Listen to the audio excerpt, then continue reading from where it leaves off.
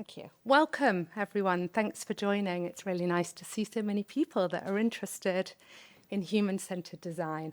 So before I begin, I just want to introduce myself and why I feel I have any right to stand up here and talk about this. So I'm Elise. I'm the Chief Product Officer at System Seed. So I do everything to do with product strategy, UX, human-centered design, obviously, but also quite a lot of product management. So my background that led to all of this is I worked in the private sector for a very long time, a lot of different agencies, but also product companies and consultancies, working, first of all, a lot of the time on the product management side of things. Kind of discovered UX by accident when designers kept asking me what they actually should design, and developers didn't understand the designs and ended up making lots of sketches, and worked out along the way years back that there was actually starting to be a name for this, which was UX at the time.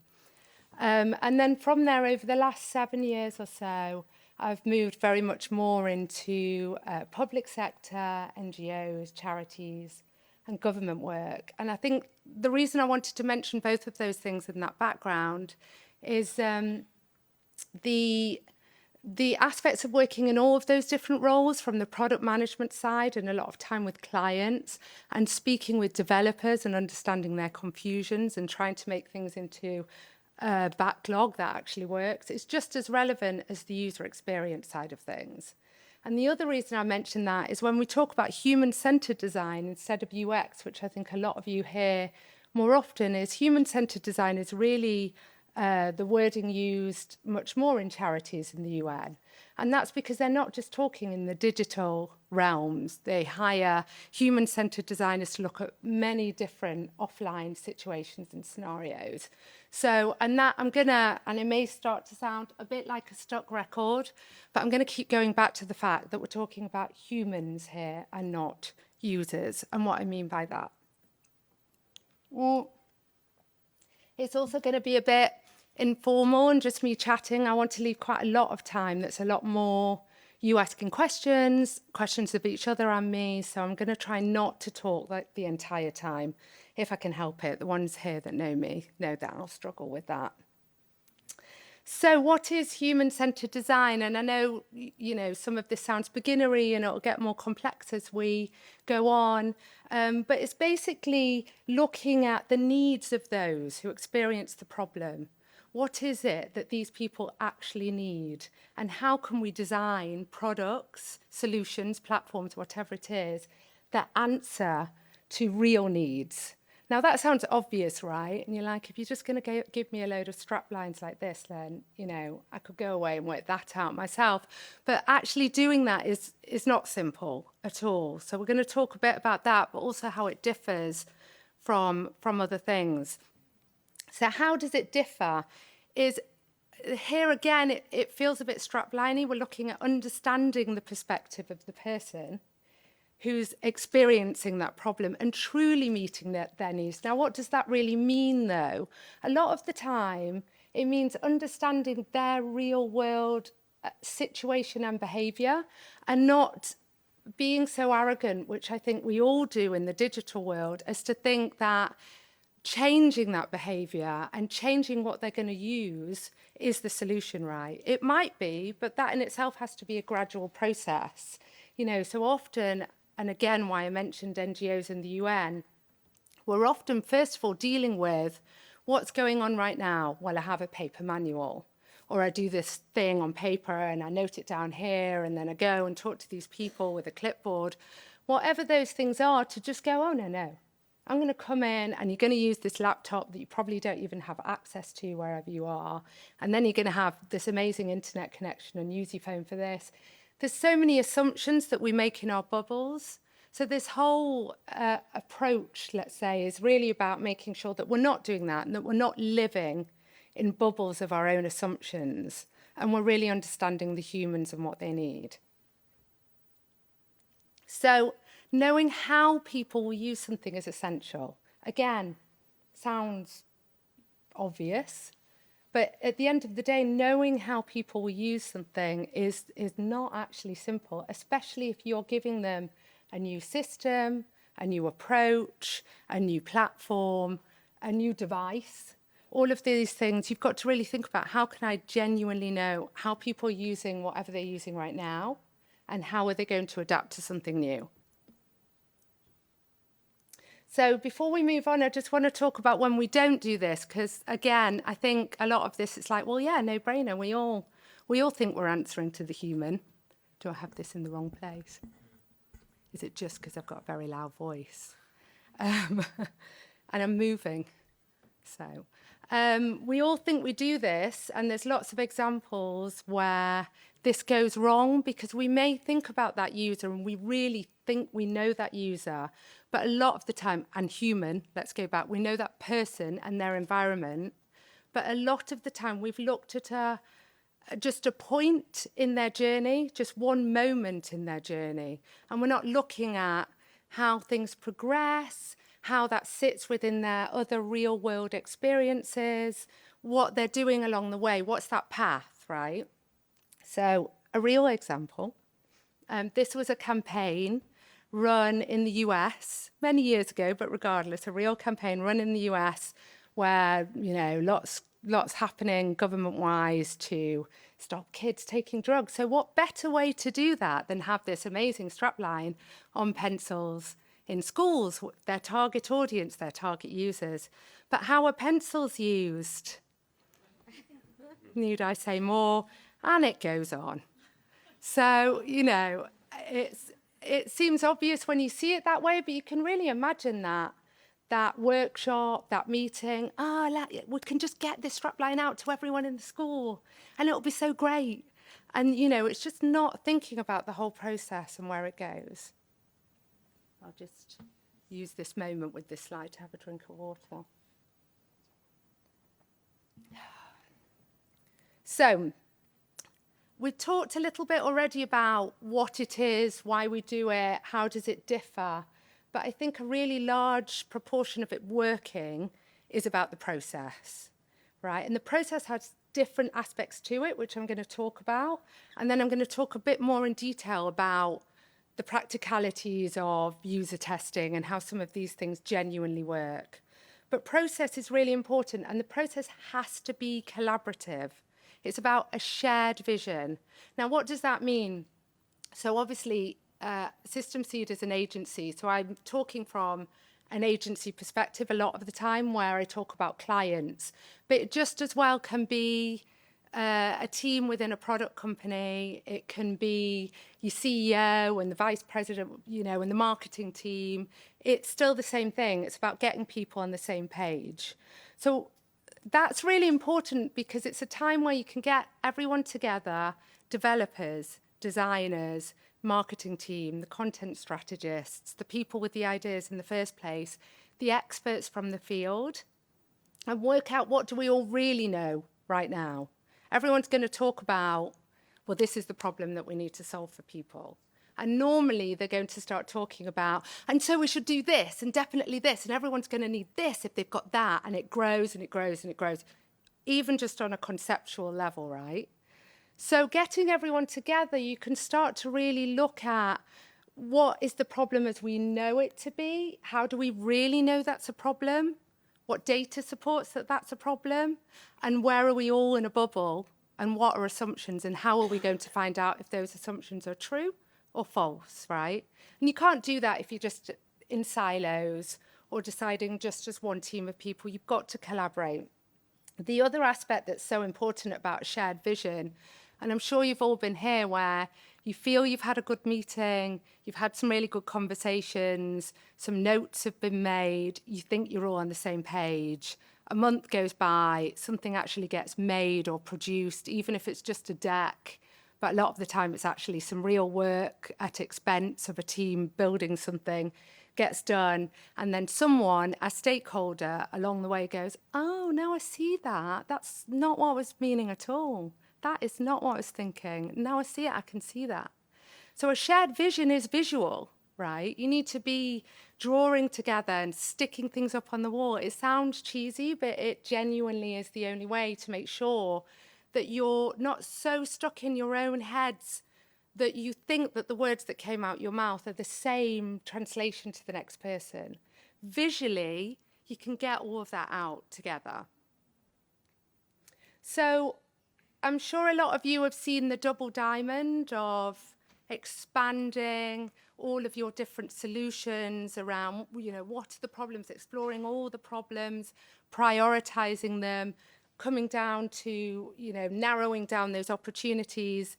This is just another way to show that process. And again, this makes it look like a very clean line, even though there's the scribble. It makes it appear that you get to a very clean place eventually, but you keep coming back to new scribbles, right?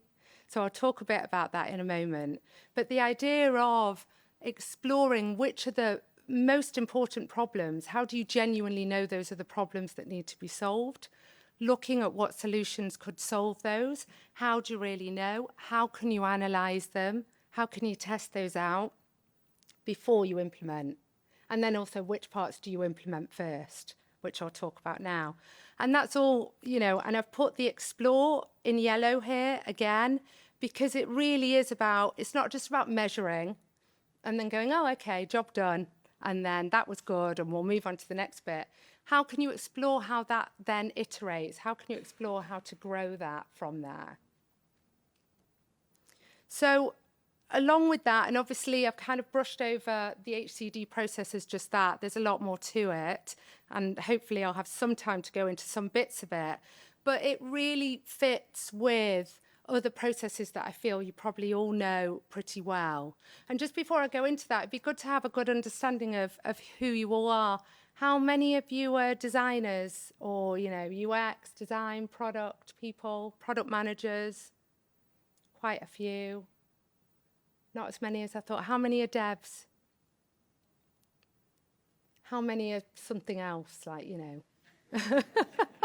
What kind of something else? Can you give me an example? Okay, interesting. I'd still put you in product, I think, because, it's very interesting. Okay, just to get an example of who is here and what's useful for you. So I think many of you will understand the ideas of lean, and you certainly will understand the ideas of agile, but they fit together extremely well, because if you explore the problem well, you've got all the data, you've done the research, and you understand what to build, but you don't have the processes in place to prioritize what to build, to release parts of it, test it again. And if you also, as a team with your developers, don't have a good agile process in place, the whole thing's going to fall apart again somewhere else down the line, right? So these fit together extremely well. And especially in the NGO and public sector space, we really don't have budget to waste on going, oh, well, we went off on a bit of a tangent, or we thought they'd also want this thing as well. We've got to be sure, right? You've got to build, measure that small thing, check it's working, adapt it where it isn't, and then you move on to the next thing that you test. You don't go off on a whim, because your clients or your stakeholders will certainly notice if you do in the public sector world. So this is just another way to talk about that same topic of how UX is, and I'm sure, again, certainly all the ones that come from agencies, and I'll just ask that as well. How many of you are at an agency, if you put your hands up? So a fair, almost half the room, right? Or agency-like, something of that degree. I'm sure you've all seen briefs or tender asks that go, please show the phases of work where you will do discovery, design, and then you will give it to the developers, show us how long it will be developed, then show us the release. And it's like, well, nothing else in our lives works in that way. Why on earth would this also work in this way? When we are designing and implementing for humans, let's not forget. So why should we all at the beginning find everything out that we could possibly know about these humans and their very complex problems that they're dealing with, along a journey of other problems they're dealing with, deal with it all in one go, throw it over the fence to the developers, they'll develop it perfectly, everyone's happy. It's not the world we live in, right? So how do all of these things sit together, being in one agile team where you are communicating with each other and your stakeholders and realizing the moments that you need to retest something, revalidate something, explore something a bit more deeply, go more lean on one epic or one story before you move on to the other aspects that you thought you were going to develop, but actually you want to check some stuff out, is really important. And I would even say, I've tried to make it obvious with this less of this in a straight line, but even you see this diagram on the right, it's on the right, yeah, in a circle, it's still not merging those different teams' abilities and times to test and research enough. It's this idea of merging and finding the right moments in a very agile way. So again, I wanted to just show another real example. I'm sure you've all seen a zillion of these real examples. Often in agile workshops, they talk about building a house or building a car, which are not great examples because, you know, no one wants a lean version of a car if you want to be safe, but I won't go into that. But this is a perfect example of if you went straight to number 4, then how do you really know? It's a brilliant bridge. You can put a Jeep on it. Great. But is it in the right place? Does anyone want to use it there? Is there a lot of flooding in the area? Is it going to get washed away? It's much better to check that scenario and check your demand. Was the problem real? Is it in the right place? Are people using it? Are they asking for something more stable where they can put more on it? Can they take more luggage, more stock? Or seasonally, were there problems with it? You know, using offline examples like this and remembering them is a really helpful way to just take that step back at certain moments and go, hang on, is this the right moment?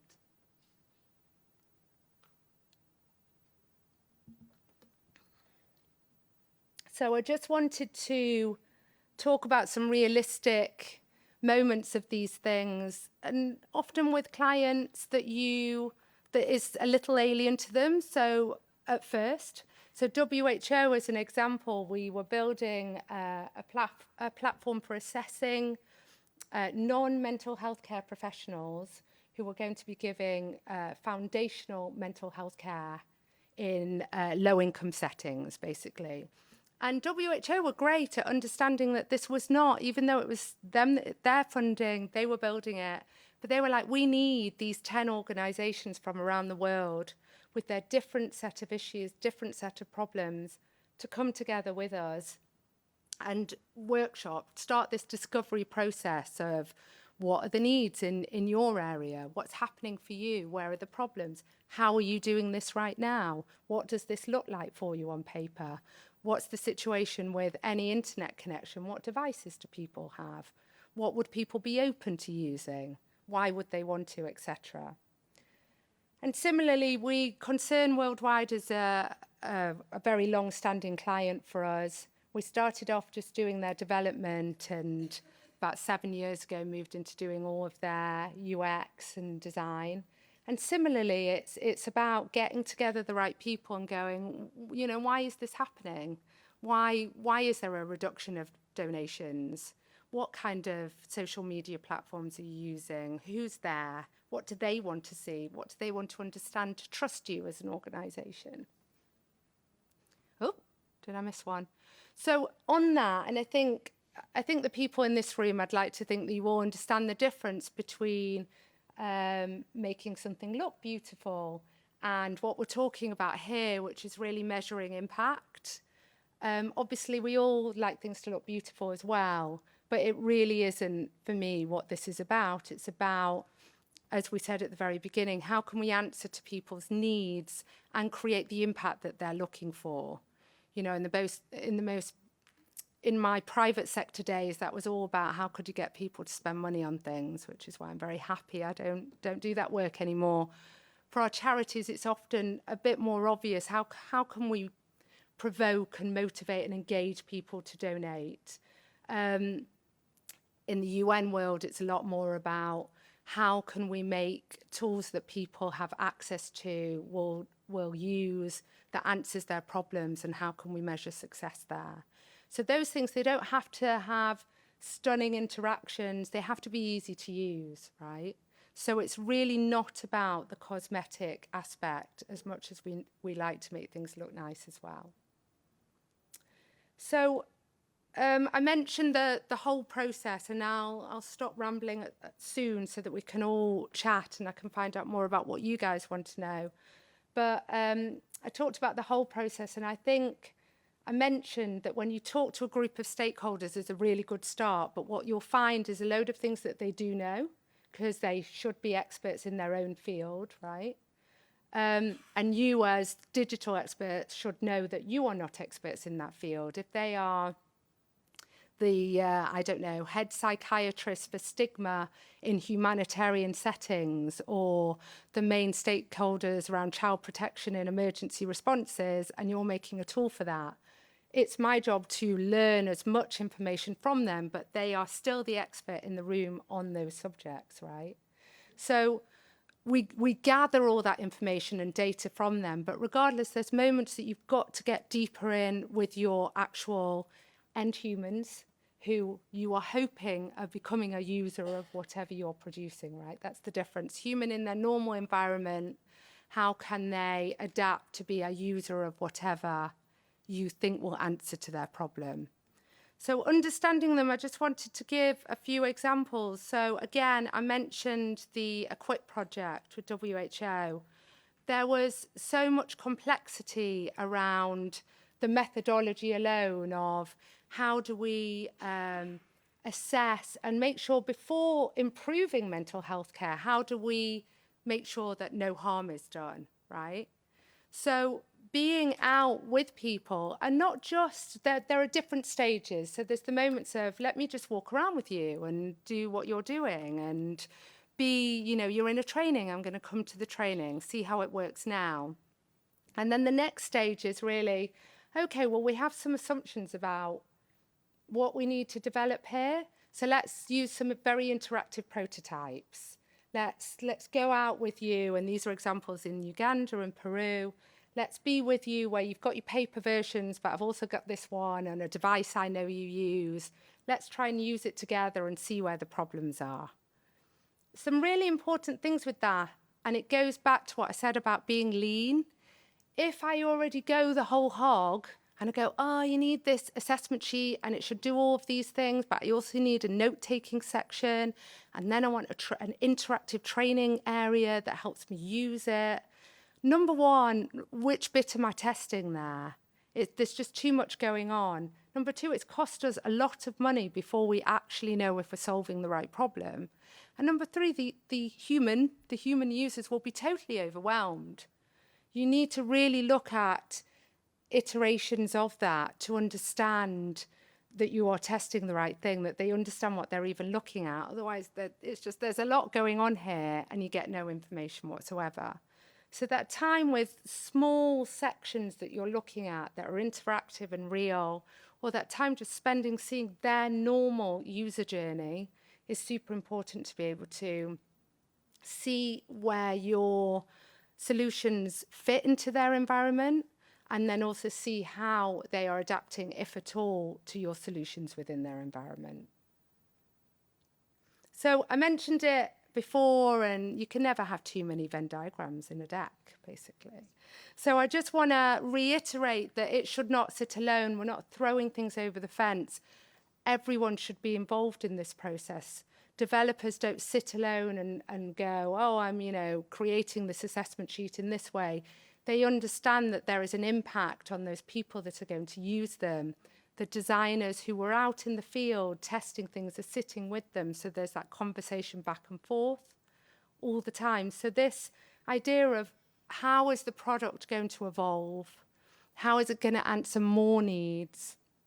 Where does the design, where we're up to so far, and the technology conversations so far sit with that? That's how you get to an innovative place. It's not, I've got this great idea and it's so innovative and I'm just going to go ahead with it, and no one else needs to be involved. It's really that team effort with the experts within the field, with the actual people within the field, testing each part iteratively as you go, that makes things work. So this is the last slide, and then I really want to chat. So I think I left lots of time, which is good. I think you all understand the general premise of we want to have real measures of success. And I'm sure this is the same for everyone in the agency world, but especially in the charity and world. If we couldn't show impact, they wouldn't still be our clients. Luckily they are, and we have clients that stay with us for years and years. But that's because we totally prioritize using their restricted budgets, as we all know that is often the case, but to have true impact towards what they want to do and learn more about the people they're already working with in an offline setting as well as online. And obviously you have to save money within that process. It's easy to make loads of mistakes along the way if you've just got an extra few million, but most organisations you're working with don't. So finding ways to really find what the problem is and find the right solutions that fit people, you want to de-risk that as much as possible while solving real problems. So that is all I wanted to say, because really I wanted all of you to ask me things and my answers be more real to your situations and be heckled. Go on. Oh, yes. Thank you. So you had a slide earlier with the blob of the four, I think it might have been the first or second Venn diagram with the four different intersecting, and then they had the timeline.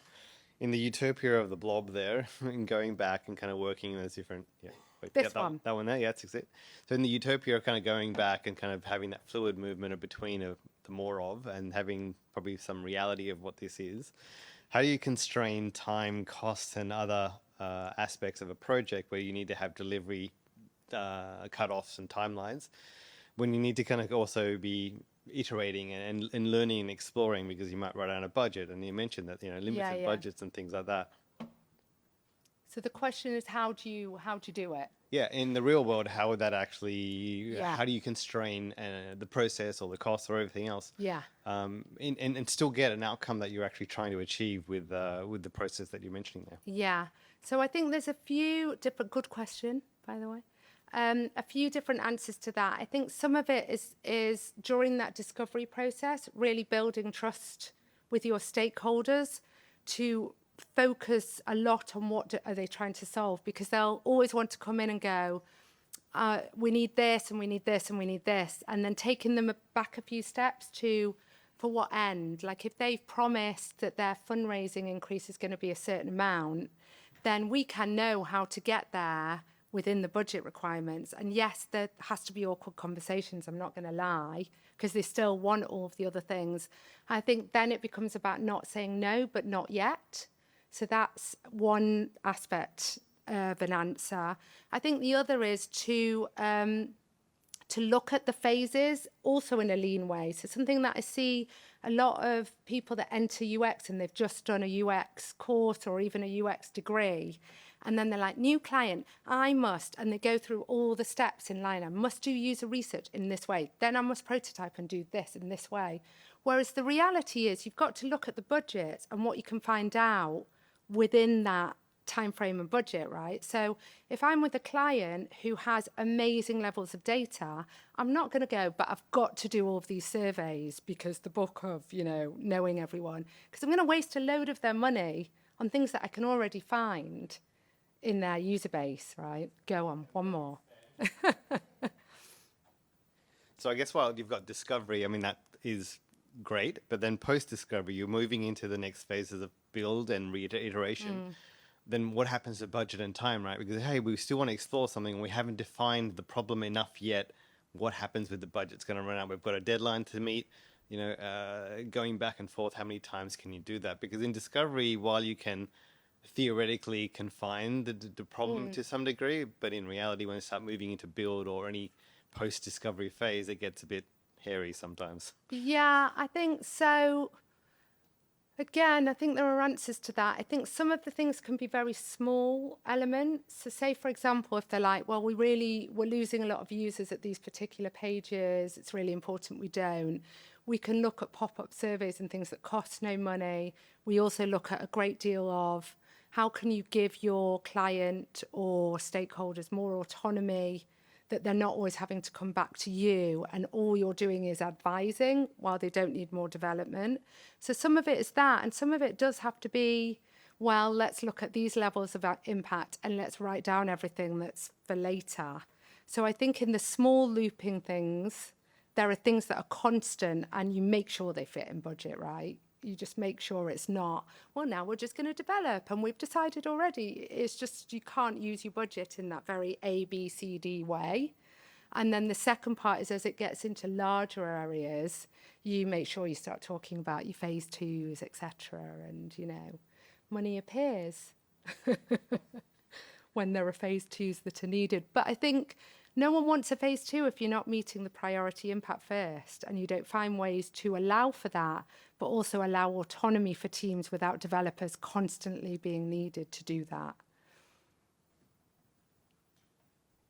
Other people. I've left plenty of time.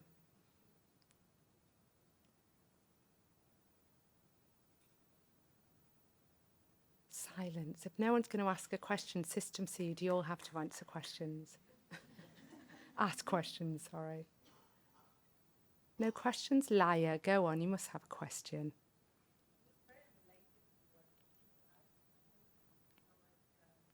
Microphone.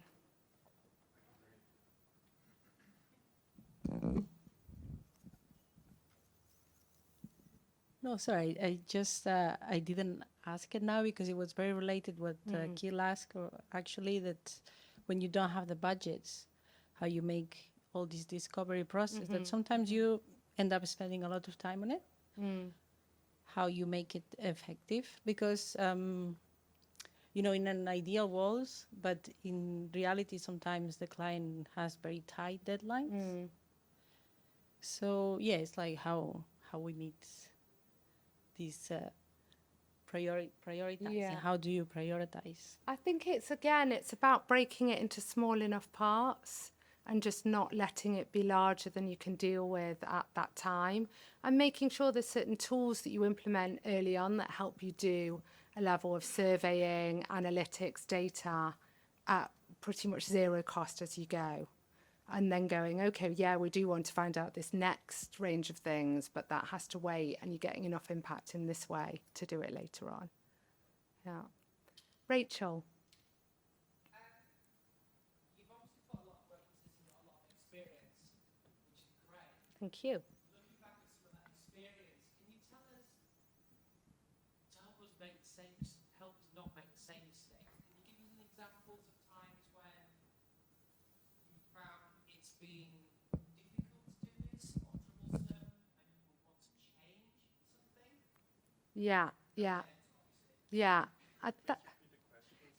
Sorry. So the question is, what have been some challenges or times that have been really difficult that I would learn from or change something about the way it was? Is that correct, more or less? So that's a great question, because we all have that, and especially on the agency side, but even, we all have different people we answer to, and sometimes convincing them of this way forward is challenging, right? So I think there's a few things that I've learned along the way that afterwards I'm like, we won't do that again. Basically, we won't do it that way again. One is, so when we work with Concern, we're really used to their web team are really knowledgeable, and they really understand a lot about the way that to work well in agile, lean ways, all of these things. And they're really great at each time we do a discovery with them. They bring the relevant stakeholders of whatever we're dealing with into discovery with us. It's all fantastic. But within that, I think we forgot that those stakeholders don't have that knowledge. And then you go straight into, isn't this cool? We're like discovering together, but I haven't explained what an MVP is, what Agile is, that I expect them to turn up every 2 weeks to a review so that we can keep looking at those visual aspects together. So I think even on the most beginner level, like giving people the time to go, hey, this is the process. it doesn't end here, like, because they definitely expected, by the way, to just go, bye, see you in 6 months when we see something. And then we were like, no, we want you to show you different iterations of design. We want you to come to our reviews, etc. So I think that was a big aspect. I think another one which is always really difficult is if people want something that you know isn't going to work from experience before you even test it. You don't want to waste the money testing something that you absolutely already, because, you know, there are many user journeys and flows out there that we've done many times.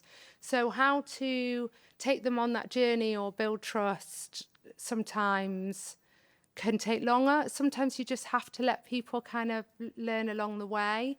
But I think another thing is that we use a lot in those cases, but in all cases, we use a lot of examples, right? So, I don't know, in the most basic example of we want a donation flow, but in the middle, it should do this, this, this, and this. And you're like, oh my God, like no one's going to donate. And you're expecting to increase your donation revenue by however much, which we have committed to help you do.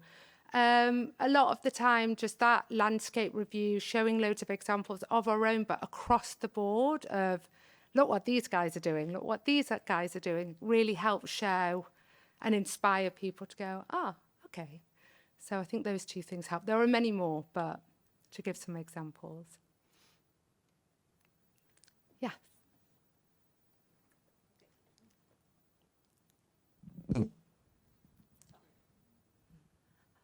Have you any thoughts on how to deal with, should we say, users, clients, testers who don't have an imagination?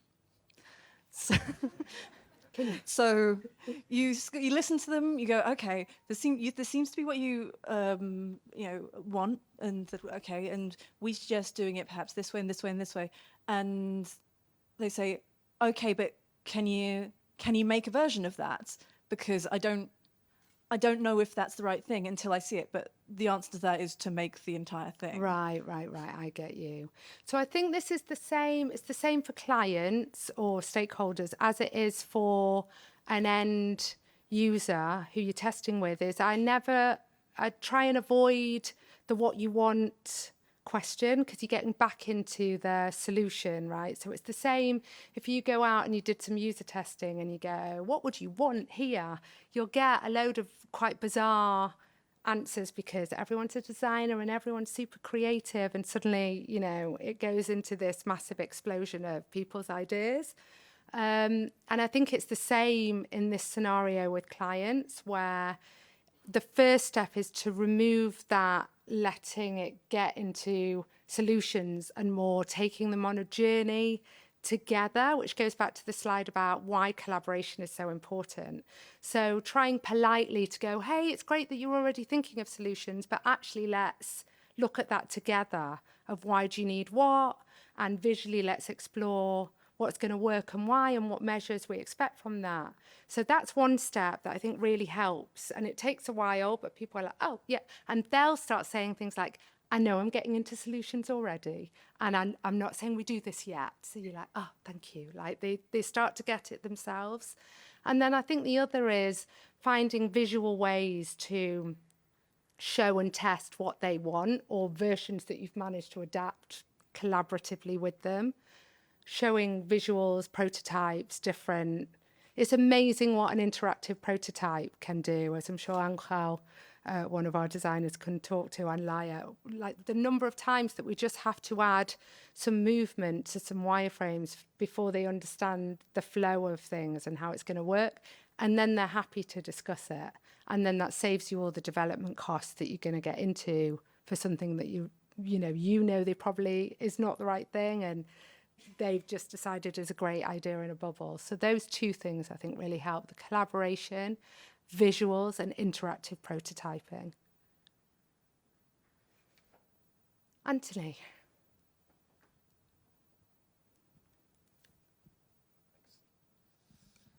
Hello. What do you need to automate to shorten the feedback loop in time and cost? That's a very difficult question. I've got more. What do you need to automate in the whole process? What do you need to automate to shorten the feedback loop in terms of time and cost? Right. I mean, so some of it I feel like those beginning discovery stages, which should happen often, right? I say beginning, they're not once. I'm not sure I would automate because it's not just about the humans that you're answering their need, it's the human relationship with your client or stakeholders. All of those different relationships play into the collaboration of understanding you are people building something for people, right?